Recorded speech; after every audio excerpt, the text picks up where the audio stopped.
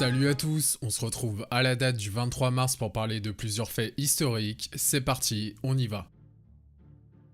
Et c'est en 242 que se déroule le couronnement du roi Sapor Ier, successeur de Ardakir Ier, fondateur de la dynastie des Sassanides.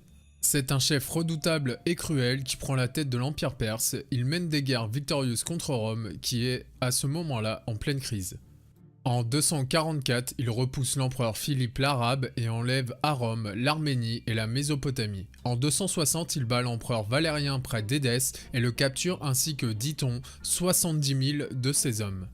Les Romains, y compris l'empereur, sont réduits en esclavage dans des conditions atroces. Sapor Ier veut rendre étincelante sa capitale Ctésiphon en Mésopotamie où subsistent toujours des ruines impressionnantes. On part ensuite en 1357 où la trêve de Bordeaux est signée par la France et l'Angleterre. D'une durée d'1 an, il s'agit de la 4e trêve depuis le début de la guerre de 100 ans. Les négociations entre Jean de Lebon, capturé lors de la bataille de Poitiers, et le prince noir échouent à cause de l'opposition d'Édouard III. Si la trêve est signée, le roi de France n'est pas libéré, mais fait prisonnier en Angleterre pendant 3 ans. Dans un troisième temps, on part en 1748 où les premières fouilles de la cité de Pompéi sont entreprises. Totalement recouverte de cendres et de lave lors de l'éruption du Vésuve en 79, elle tomba peu à peu dans l'oubli.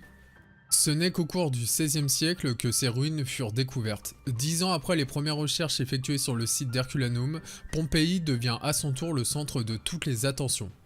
Quelques objets sont déterrés, mais les premières recherches scientifiques et organisées ne commenceront qu'en 1860 avec Giuseppe Fiorel.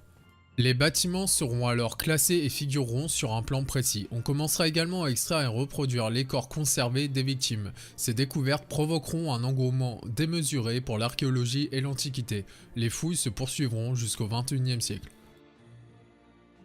On se retrouve maintenant en 1910 où l'ancien journaliste Benito Mussolini fonde à Milan le mouvement fasciste Fazzi di Combattimento.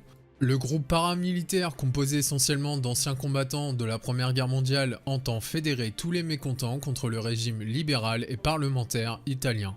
Les faisceaux de combat compteront 17 000 membres à la fin de l'année et 700 000 au moment où Mussolini prendra le pouvoir en 1922.